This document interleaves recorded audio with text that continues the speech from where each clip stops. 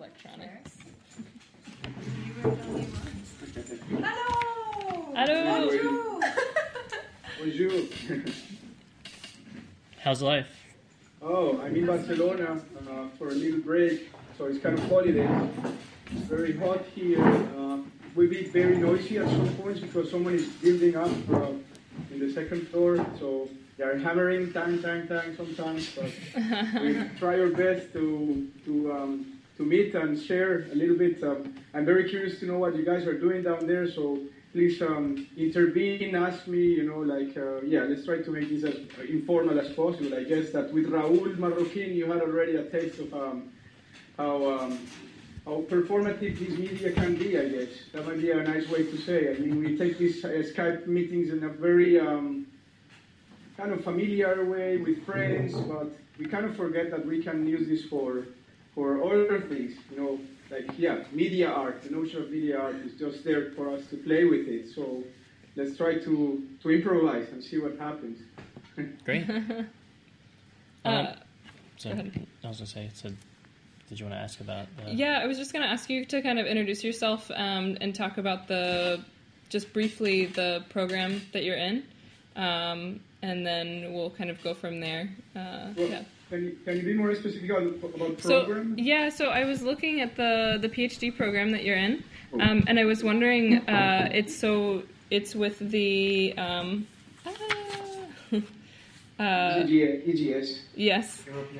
The European Graduate School, and I was just curious if you kind of have a title for your project or a subject that's specific to the PhD. Yes. So first of all, I'm an artist, graduated artist from an art school in Colombia, in the second city called Medellin. It's a city of about 2 million people. I mean, it grew up a lot, but now it's around 3 million people. I finished my art school in the National Universidad Nacional, which is a public school. It's a place I completely love because it gathers people from all the city, all the backgrounds and all the kind of social situations. So you learn a lot in this space because it's a complete mix. And my professors, many of them had a very socially and economically and politically involved compromise with education. So we will say they were leftist, and we will say they were communist, and many people will call them all kinds of names regarding their political attitude towards education. Some of them had to leave the country and even went to Mexico because they were just making silkscreen of a revolutionary that kind of identified, would say, the people from Cuba. Let's say they were doing Fidel Castro on silkscreen, and that was enough to be threatened to death, and they had to escape and leave. And fortunately, they went to Mexico. For example, one of my best professors, Elena Vargas, she went to Mexico, and when I was in school, we were lucky that she returned. She was back, so she taught us to do silkscreen, but at the same time, she took us on a bus from the school on a big tour all around the country. So we had the chance to go drawing looking at the landscape and learning about the different cultures that the country gathers. So that I'm just saying that because that informed my way to approach almost everything I do in life.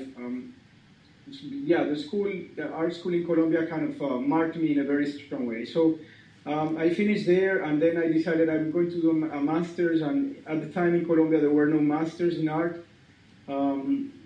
So I came to live in Spain, in a city called Cuenca, a small town, and there I made a master's related to what at the time we were calling net art. So everything that was to be done online, web-based, computer-based, and that at the beginning there was a 10 rules for net art. I don't remember them all, but one of them was that you have to see the pieces from your computer at home.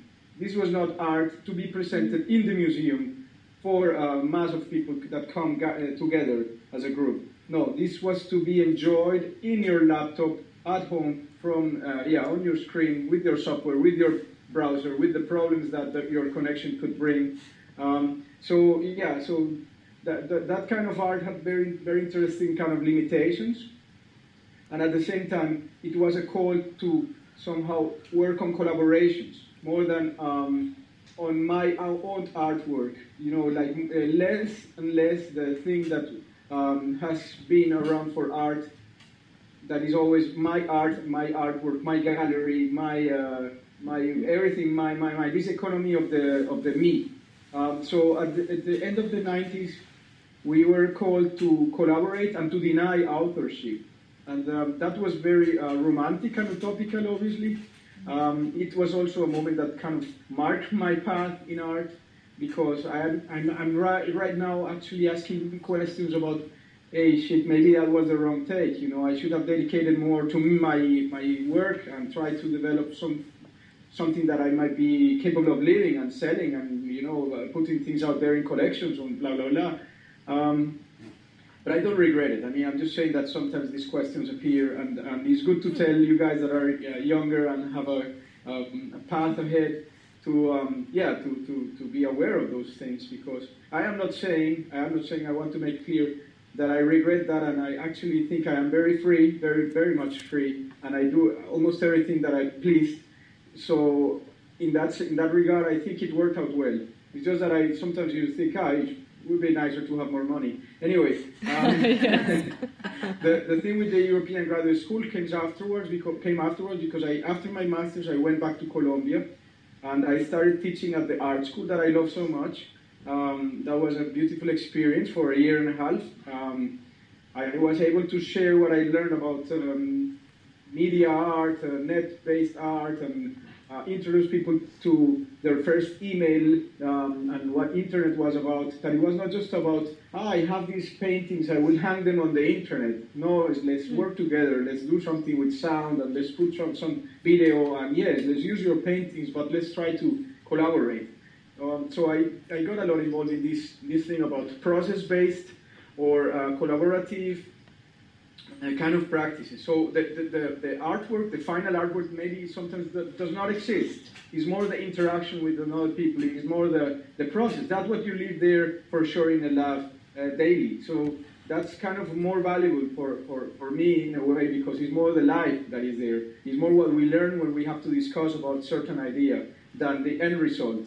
So at the EGS, I ended up there because in Colombia I had the chance to continue as a professor. I was asked, hey, now you should apply for a half-time or full-time job, and I realized after a year and a half that I hardly knew anything. I was just sharing what I've learned in my previous 2 years, but I was not yet prepared to be a mentor and to tell a young person, hey, let's work this way or let's go that way. So I decided, no, I want to learn more about the computer, because it's my tool. Tool is the wrong word, but is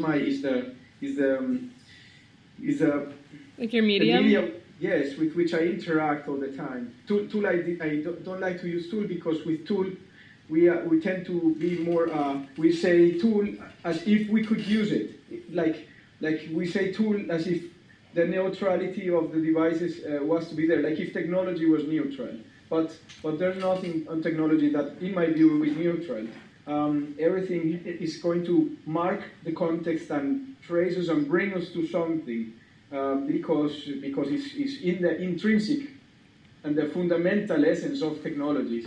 So it's a very important thing that we always tend to think that we are the users, but we are being used. And we know that very well with Facebook and with many things that right now are extremely powerful, like the Google algorithm to do searches. We're just teaching these machines, and they're becoming better on predicting how we behave and profiling patterns and saying, okay, now we have this social trend here, and we are just doing that every day. So, and I'm not trying to say we can escape that, but it's good when we are conscious about that. So the word tool sometimes has this problem that we think we use it, but the thing is also using it. So this is kind of a double-edged kind of situation. So yeah, I wanted to learn more about the computer. Like a painter, we like to learn more about his pencils or his brushes or whatever. And I said, okay, either I go a tech path, or I go to some sort of philosophy that will help me understand this history of technology, the history of media. Why are we here? Where are these machines coming from? And this is what I found at the EGS. We have there tons of good theorists, from Friedrich Hitler to Siegfried Zielinski to Benjamin Breton, just passed this last June. And these are people who are putting a lot of time and keen intelligence into analyzing and studying what the times we live in, crossing with philosophy and crossing with social critique and doing fantastic work. So it was the best way for me to inform myself and to try to understand what technology is about today. I'm obviously still in the struggle because we don't really know. I mean, we know we're carried away by it, and there are many possibilities. Some people does embrace technology and celebrate what is happening with it. Some others take a more dystopian path and say, no, we have to be kind of more the activist path that is more critical and it's more to stop the speed. And they take another path that is trying to avoid the use of these technologies. And I mean, today I had to sign in for Airbnb, and the verification process of that thing is worse than passing the police control as immigration control at Heathrow. In Heathrow, you have to put your fingerprints, and they take a picture, but Airbnb is my ID, and then Facebook or Gmail, and then my telephone, so it's checking everything. Where are you? Everything is incredible, and it's good. I mean, obviously, I need to provide some information to the person who's going to host me, but I am pretty sure that the database they have collected from me now is far more than maybe needed. And I am fingerprinted. And one of my professors from the EGS, to maybe finalize the question, Giorgio Agamben, very, very famous Italian philosopher, when 9/11 happened, and the Americans started fingerprinting everyone that crossed that border into the US, he published a very nice piece on Le Figaro saying that he was calling his friends and colleagues to boycott the American educational system and to not go to the US because of this fingerprinting, because this was like a tattoo, similar, he put it similar to the one used in the Holocaust. Like this was a way of marking people and doing it with this biometric technology. So we were very lucky because that same summer he canceled something at Irvine, and he stayed in Europe, and he came to be with us at the EGS. And since then, he did it like for 10 years. He didn't came last year, but I think he will be there again next year. So I don't know if this answers more or less, but this is a very good program. It's a fantastic place. You guys are in Europe. In the summer, you can have 3 weeks and come and join these very fantastic seminars up there in the Alps. It's not complicated at all to go in. It's just that you need to pay. I mean, it's a private school. We are hosted by a hotel, so we have all the food in the hotel. So it's a 4-star hotel in the Alps, very near the glacier. So it's not cheap at the end of the day, but the experience is fantastic because we walk up the hill to the classrooms with the professors. We have breakfast together. We have lunch together. We have dinner together. We even go to the bars together. So conversation is not just in the classroom. It's all the time. It's happening all the time. And there's people coming from all around the planet, so you learn from everyone. And I finished already. My dissertation was titled Ill-Natured, and it's kind of dedicated to people who are in the margins, those people that are actually not tracked, not traced, that somehow we define as illegal or criminals, but they have a way to approach technology that we don't know, that we don't have, that we can learn a lot from them. And I arrived to a very difficult situation there that I felt like betraying these communities when I'm making an academic paper, because I kind of distrust academy. You know, I don't believe that if we bring these papers to academy, to our spaces, if I bring this research to the lab that you guys are in,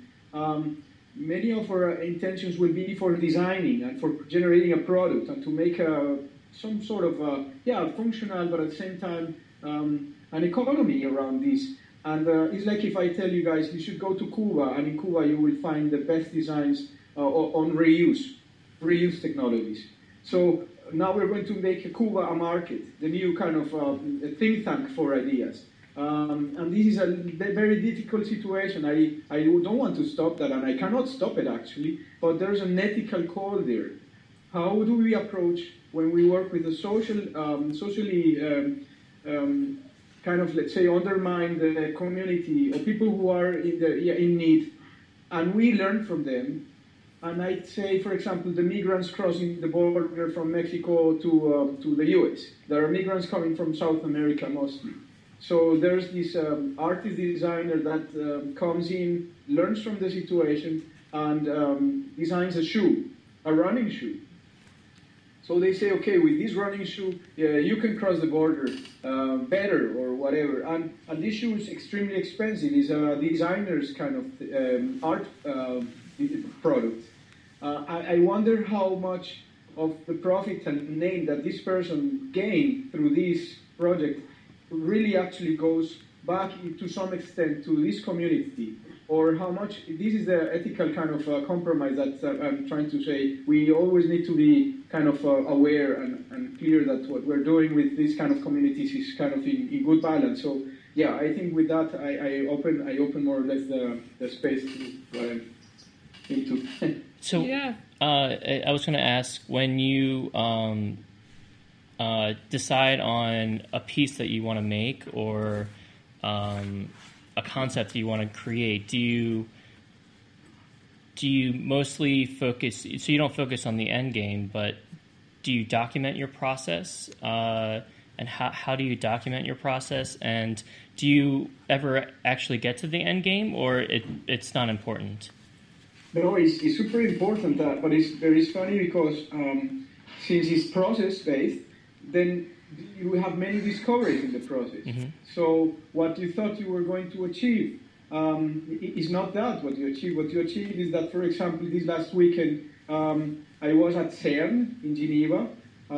It's a fantastic space. I mean, it's really it's leading-edge experiment. You know, it's the human biggest scientific research project happening now.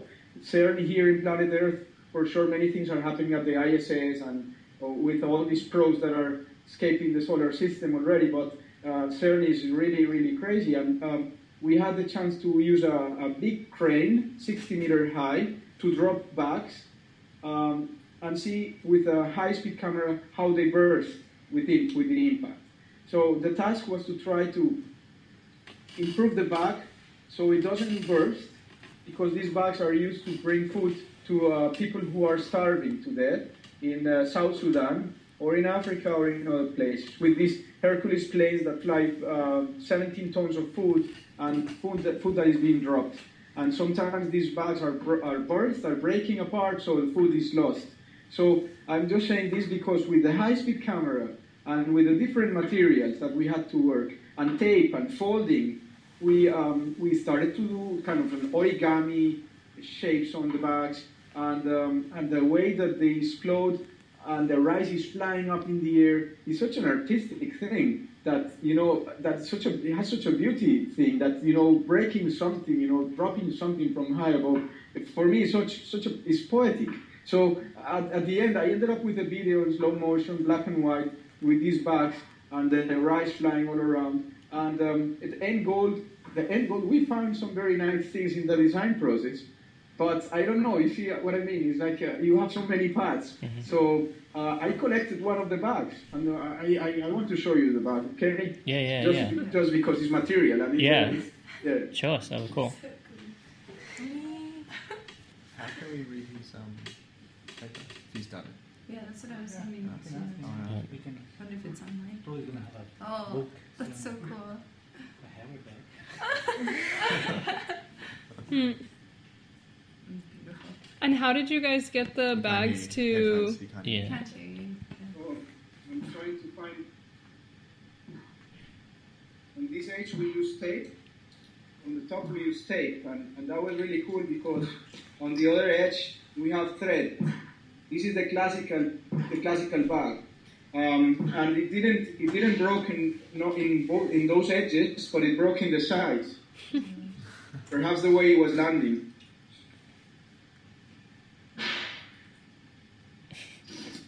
Anyway, yeah. So the thing with the process, for example, with the bringing down drones with stones, I take on from just having fun flying these devices.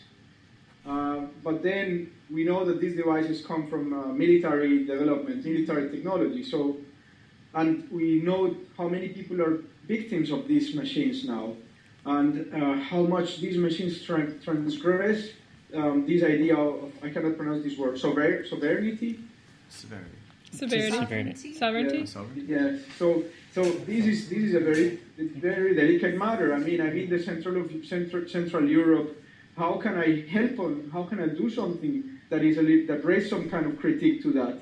And obviously, I fly this little quadcopter with 2 kids, and I can see their pleasure throwing things to it. And I say, okay, let's try to target this thing at least, so we have some kind of a way to express that we are not completely in full agreement with these machines flying above our heads with cameras and doing these things. So I know it's extremely poetic, romantic, utopical.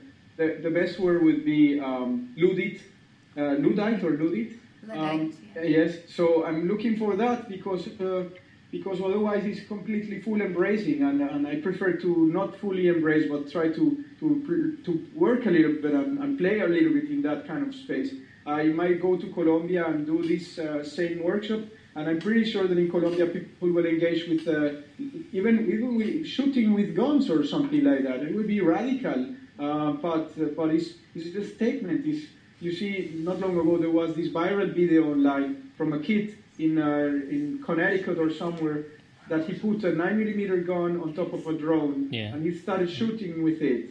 And this is a basic principle. It's like Lego pieces. You know, we are in these times of Hobby King is the store. We can buy drones, we can buy remote controls, we can buy all kinds of 3D printer things, and we can start creating our own weapons. And this is a big fear, obviously. Governments are in fear with all this.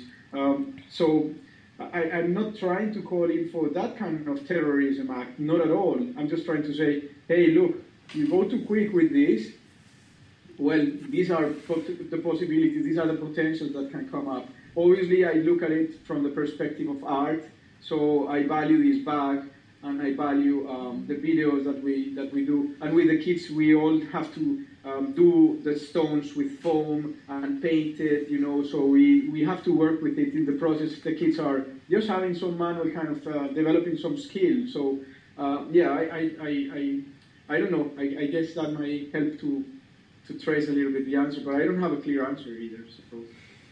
I was going to ask you, in the development of your work, it seems that you kind of start with intuitive investigations. So we watched some interviews where you were talking about your exploration of sound and how you were drawn to it and kind of addicted to it, and out of that you continue to explore it until you could kind of use it for some of these video documentations.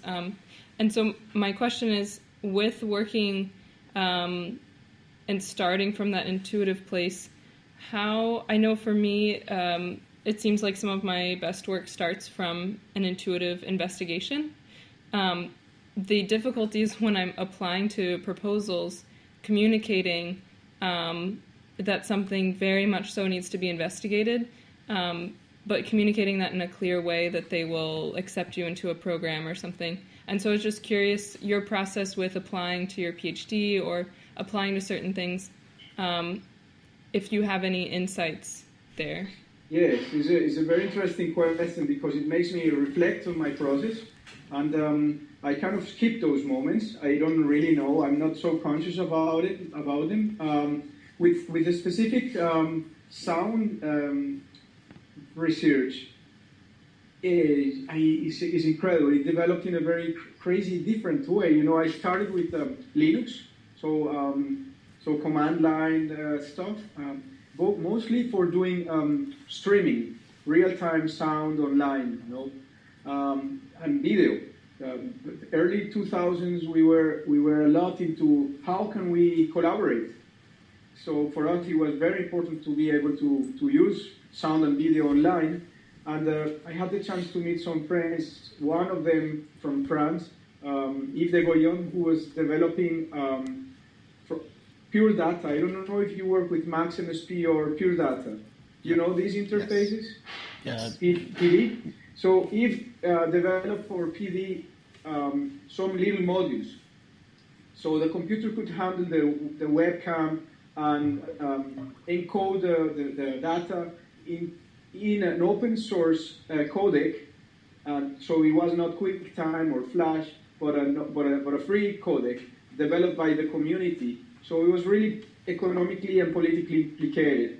And we developed together, I mean me more as a user, a platform to do streaming, and a big platform. Many people from all around the planet are still using this platform. So through this experimentation of software, with software, you start to go into noise and sound performances. So we started doing a very beautiful, this you have to go, you are in Paris, many times it happens in Paris. It's organized by a friend who lives there in Paris.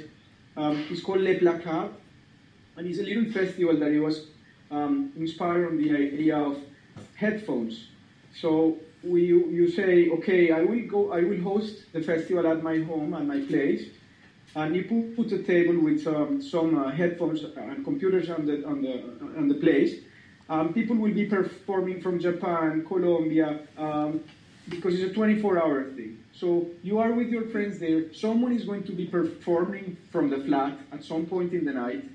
You can also perform because you have your laptop there, or you bring your keyboard, or you just want to play with some microphone contacts and do some voice, whatever, monologue performance. So everyone is kind of in a very open mood. You're drinking, you're there with your friends, and if you say, okay, who's playing now? You have a chat, the chat is projected, and you see who's playing. It's playing someone from Australia. You get your headphones, and you sit down and you say, wow, this sounds really good. So you drink your beer or your wine, and you listen to something that is being streamed from Australia. Then someone in the place you are starts performing, and the people from Australia are commenting on the chat.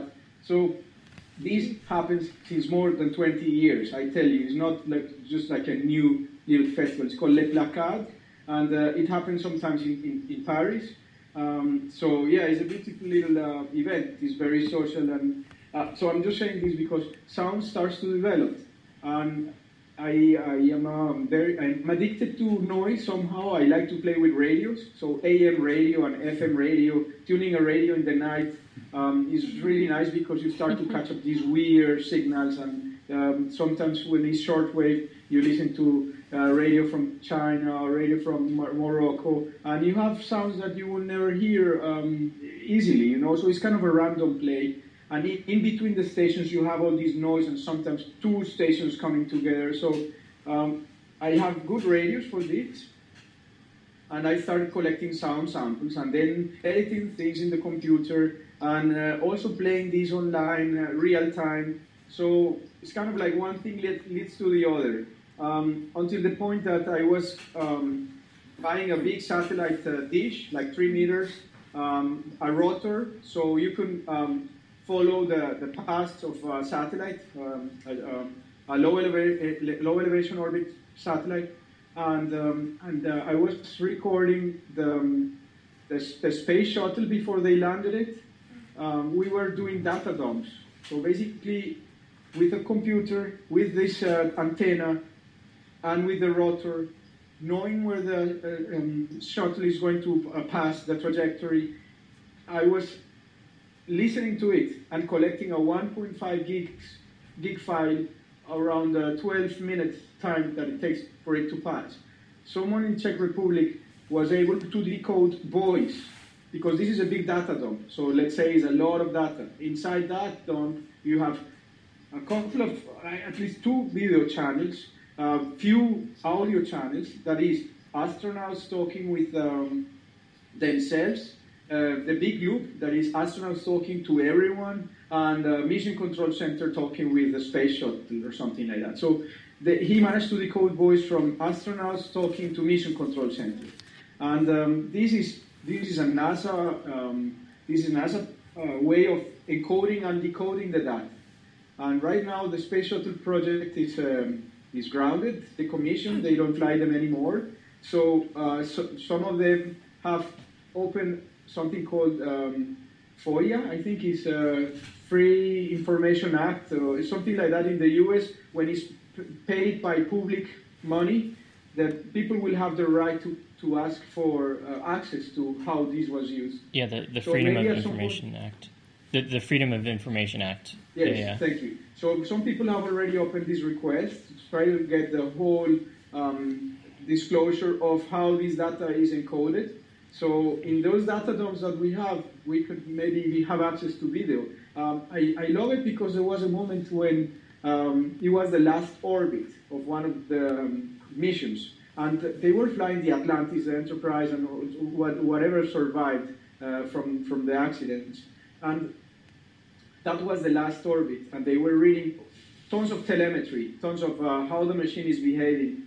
And after that, they do this thing called deorbit burn. That is, they have to come down, so they have to push their thrust to brake and start to do the landing thing. So to monitor this, to be able to listen to the astronauts, not real time because it was taking some time for this guy in Czech Republic to decode the OK frames, the good data that was collected. But at the same time, we had other radios. And so we had this kind of distributed, independent, space monitoring kind of agents or stations. So for me, it was crazy. I was spending the whole day on the 3 good passes. But because I knew the shuttle was going to be landed, because I had the technology, and I collected some sounds, I didn't process much with them, but I still believe that I'm going to go with this kind of sound work a little bit more. But I learned tons of things about sound in the sense of noise, and this informed my research for the dissertation, because listening to noise, we are like in this pattern recognition thing. Our brains cannot stop this exercise of trying to understand what's going on. So when you immerse yourself into noise, and you start to, let's say, listening to noises. Oh, I heard something. There was some music, or there was some harmony there. So this is a very creative moment. This is a moment of breakthrough. This is a moment when our capacity to learn something and to say, okay, there's an idea here, there's a path here. So you can take this with psychoanalysis if you want, but I lack the skill. I don't want to read Lacan, and I don't want to go into Freud, and I don't want to. I go with Jung, with Carl Jung a little bit because of his more esoteric and kind of ideas with synchronicity. I love that, so I could go with it. But I took it as for art, this is a way to break through. So with sound, with noise, there's a path to get to this realm, this other space. You should, if you are interested, you should check a little bit on EVP, electromagnetic voice phenomena. That is a very funny moment of media when we thought that we could have the chance to communicate with recently dead, or with spirits or energy from all dimensions. So it's okay. You can do it there all together, coming together with the hands like this. Yeah. And so that's what brought you to get your doctorate, like you wanted to explore that concept more, and that's why you decided to get your doctorate? No, you know what? My doctorate is a very long process. It took me like 7 years or so, or maybe even 8. I don't remember now. But it's a long process because we have these professors that are also kind of experimental and keen to work, and they've been working for all their lives on particular topics. So when you have classes with these people, your little idea is shaken, and you say, okay, I want to read more about this. So you buy books, you watch films, and you develop your own way of thinking what technology is. So This about sound was just a chapter, and it's a chapter related to that kind of moment when there's a breakthrough, when there's a moment that you arrive into something that you have to consider this is a valid space. So in this particular moment, I cannot remember exactly if it's related to the rocket, the history of the rockets in Peenemünde, and the development of the V2 rocket, because the V2 rocket was also a very crazy machine with respect to how it was so fast that the speed of sound was broke. So the impact was crashing everything, and then the sound was coming. I mean, people will hear the, but they will blink, seeing that this is from Peenemünde. This is the story from Thomas Pynchon on the Gravity's Rainbow. So the character looks through the window, there's a bus stop, he blinks, there's no bus stop. Everything is pieces of rumble or whatever, and then the sound comes. Then he hears the explosion. So I don't remember right now why I'm working with sound, with noise and with EVP, but it is related to that. There's a lot of noise here, talking about noise. In Barcelona, yes. So I didn't work on my dissertation like that. I worked more just to try to find an answer to your question. I didn't work on I'm going to work with sound and I'm going to work with this kind of sound. No, these are just elements that came in the process that fit in to try to say what I was saying before about psychoanalysis, for example. That it helped me to trace a distance why I didn't engage more with psychoanalysis, because with sound I discovered that I go more into this creative space. So I had to work at philosophical dissertations through art, basically, because I liked the philosophical background. So this is why I go, most of my dissertation is related to, say, Cuba, or in Sicily there's a very nice text about the fisherman in Sicily that he won't trust the engine of his boat unless the engine breaks and he has to fix it. Mm-hmm. So when he has put his hands inside, when he has fixed it in some weird Sicilian style way with the cord and with who knows what, then he will trust his device. Then he will be able to say, okay, I'm going to fish inside in the sea.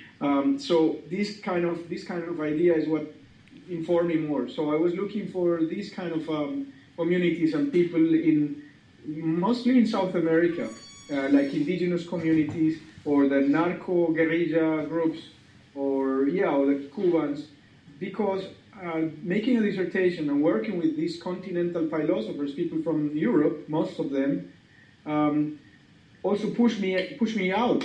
I am not from Europe. I mean, I'm not saying I've been living for more than 14 years in Europe, and I do see that it's going to be very difficult for me to go back and live in Colombia. But for me, there's a certain responsibility, going back to the question before, that is, okay, I'm informing this academical sphere. I'm getting contaminated by their continental, what the Greeks thought, what Heidegger said, what Kant is, and all this Hegel, and all this, that, and this and that. But I cannot go back with this to Colombia. Oh, of course I can. To colonize more I can, but my task is to decolonize through art.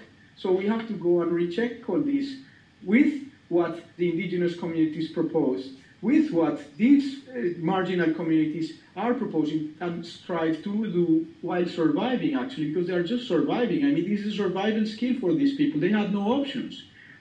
We cannot come and judge and say, these are criminals. Yeah, but these criminals have no education. These criminals have no food. These criminals have Hollywood on top of their heads all the time. What values do we expect them to have? They just see Tarantino. What can we expect? They have guns, and they look at this apology of violence with Tarantino, and everyone is laughing. So there's this big unbalance there. So how can I work my dissertation that then I will be able to come down to Colombia and work with it and see, okay, let's do a meeting in the Caribbean, or let's work in Cuba, or let's work in a place that is a common space. Actually, part of my dissertation is related to this archipelago thinking, not the continental thinking. How the archipelago and the interrelation of different elements are going to inform a process instead of you bring the big word and this is the task and this is the program basically. So yeah, my dissertation is related to that. How can I work with that? Not so much technology, but yeah, I think it more or less explains the situation. Did you? Let's see.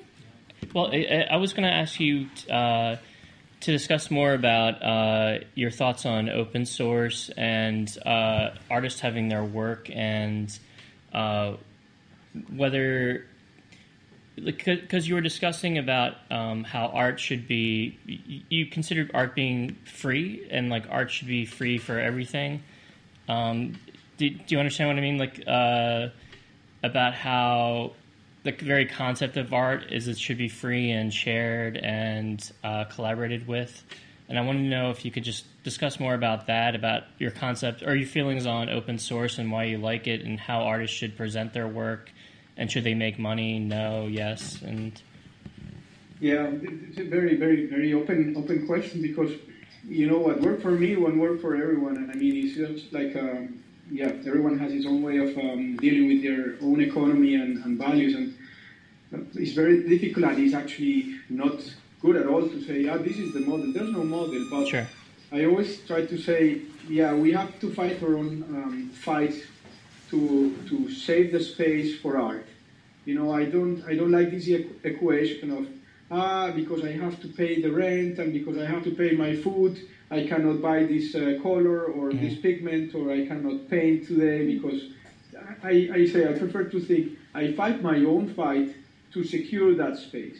So I don't have to contaminate that space with all these compromises. But this is maybe my Latin American mess that allows me to play with it in a way that, okay, I do this work for EGS, for the school, I document, I do these videos, but then I have plenty of time to just do nothing or hang with friends or end up applying to some hacker space or hack lab or whatever meeting where more people are coming together to try to work with ideas in a short span of time, or propose something to the museum in Colombia and do some workshop with kids or play with radio. So to have free time and to experiment. Open source is part of it because many people that are developing are doing this in their free time, precisely following that same model. They work as engineers for companies, but when they come home, they have some extra time and dedicate that to their very particular coding way, and they develop things that, in my view, are artistic. Many of them don't know about it. But as an artist or as a designer, you can say, go into GitHub, and you start to see what people are doing with GIF images, and you will see immediately the potential to develop a very fantastic piece. Because you have the capacity. You can read this from another perspective. All right, there's a chance to collaborate with someone. There's immediately a door because this person is putting the code there and you just have to say, hey, look, I know what you're developing is more for computer vision, but it just ran a bell on my head that this is going to sound beautifully if we put these samples to it and trigger these sensors, or we use it with these sensors. Maybe you're lucky this person is going to say, wow, what a fantastic thing, and he starts coding and developing features that you are requesting. So this is the open kind of call that we have through these platforms. So open source is part of that. Regretfully, and I want to say this from the other side, we have a place like the Palais de Tokyo, where Nicola, I don't remember the name, one of the curators did this exhibition a few years ago. And he talks about this relational art idea. And there's a book, and it's very famous, and many artists are coming into doing the same thing. So they go to the gallery, and there's no artwork, but there's a big bowl and soup, and the artist is doing soup for everyone that comes to the art space, and we all have soup. And this artist becomes extremely famous because he's working on this notion of the relational art. And in my timeline, in my historical timeline, I see that this happened first with open source. And and they didn't made any profit, or they didn't claim any artistic component or side to it. But then these theorists or curators see the potential for that, like this other guy, Hans Ulrich Obrist, extremely famous curator, who comes in with this do it exhibition. There is a manual that if you follow this manual, you will create your own gallery exhibition. And this is replicated all around the planet. But the guy, I mean, is inspired on the how-to. We live in times of how-tos. We don't live in times of manifestos. We have how-tos for everything. So more manifestos are not needed. It's a view I share with an Italian hacker called Jaromil, very good friend. We have to write more how-tos instead of manifestos. So this guy, following this idea of the how-to, writes a book that is called Do It. That is how you can do your own gallery exhibition. But then, what is stupid is that he puts this as something that if you're going to do, you will have to pay rights to him. And I think that, yes, he's extremely stupid. I mean, what is dumb about it is that I go to Colombia, I'm in a conference, and the most famous curator of the country is with his mouth fully open, talking about what Hans Ulrich Obrist is doing in Europe. This is part of this colonization process that is still undergoing. And I have to say, hey, but listen, but he's actually, for profit, putting his name and telling people, if you're going to do it, you have to pay the rights for using it. But he's completely informed and based on the how-to process. So it's a little bit like, this is the typical art contradiction. This is the typical ego trip.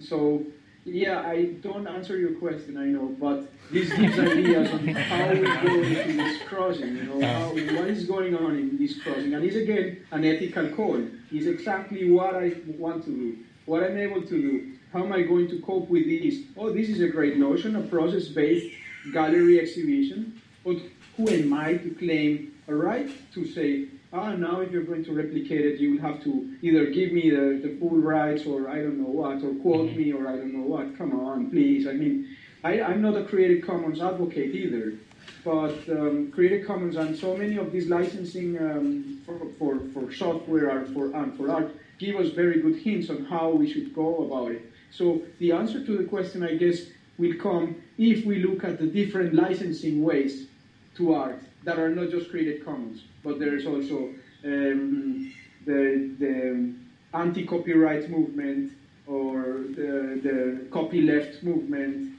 So these will give us ideas on how can we approach this in a more balanced way. Yeah, I leave it there. We have somebody who had a question, Helga. Actually, it's Max's original question, but I was just wondering, is there a place where we can access some of your writing, some of your doctorate writing? Yeah, I'm in the process. Today I will meet here in Barcelona a good friend who has like a letterpress, that they actually came together and bought the depth from a rundown letterpress with old machines from the 50s, a beautiful space. They do workshops for the school here, design school. So it's like 10 friends that got together with the son of the owner. And the son of the owner knows these machines. These are German machines from the 50s that he knows how to fix and operate. They had to crowdfund because their space was, they had to move. And they crowdfunded in very fast the amount of money they needed to move to the new location. So I'm just telling you all this because it's a very good example of how people can work together today. And with him, we're going to try to work on how am I going to publish this. I'm going to try to work on the little book. So great. I hope that in the next year I will have something to share and put online as PDF for free downloads and all that. Yeah. Well, that'll be great. We're excited to see it. Yeah, I hope we continue to be in touch in some way. Yeah. I have a brief question, and then we'll have kind of one more to wrap up. I just was wondering, we were able to kind of piece together and find information about the drone projects and the sound online, and I was wondering if there's any particular good location for some of the newer work that you've done, particular the one you described about the bags being dropped. Is there, just if there's a spot, or if maybe in the next year you're planning to also provide some of that work online just to experience? Yes, I'm just looking because I just put some videos on Vimeo or Vimeo. Let me. Yeah, if you have a Vimeo, we looked. I just was wondering if there's a good central location for. We're still looking for where to put these things. Right, I just pasted there. You have the 3 first videos. You can look at the one that is black and white. It has a nice track, a nice song. So maybe you can, we can wrap up with that one and you relax and have a nice break. But please let me know when you do something there in Paris, because I live in Switzerland and I'd be happy to come down and maybe we do the drones things or something. Yes! Yeah, why not? Yeah, that would be fantastic. Well, thank you so much. I'm very curious to know what you guys are doing, but the time is short and someone is waiting. I mean, we do have a blog that we can send you that has some of our. We just did some artist lectures with the Barku Arts Fair in Colombia, and so we have those documented, and that way we can share what we're doing. Ping me back with that, please. And then I see then for sure some conversation kind of starts to develop. I would be happy. We also don't know what's going to happen with Raúl and the thing in London. Maybe there's something coming up in London soon with Raúl. I don't know. He might be invited. Oh, amazing. Yes, that would be fantastic. Yeah, we would love for you to come. We are going to be a part of Digital Week in 2 weeks. We would love for you to come to that as well. We can keep you informed. It might be too close of a timeline for you to plan. It is, but Raúl is trying to do something there in the Saxty Gallery, so maybe if something happens there, that kind of put us together, because with him is, as I was saying, it's all performative, it's all crazy, and who knows what happens. Well, thank you so much. We enjoyed all the information about everything you're doing. And have a nice time there. Yeah, we sent the blog information as well. So perfect. Awesome. Bye. All right, see you later. Bye. Bye.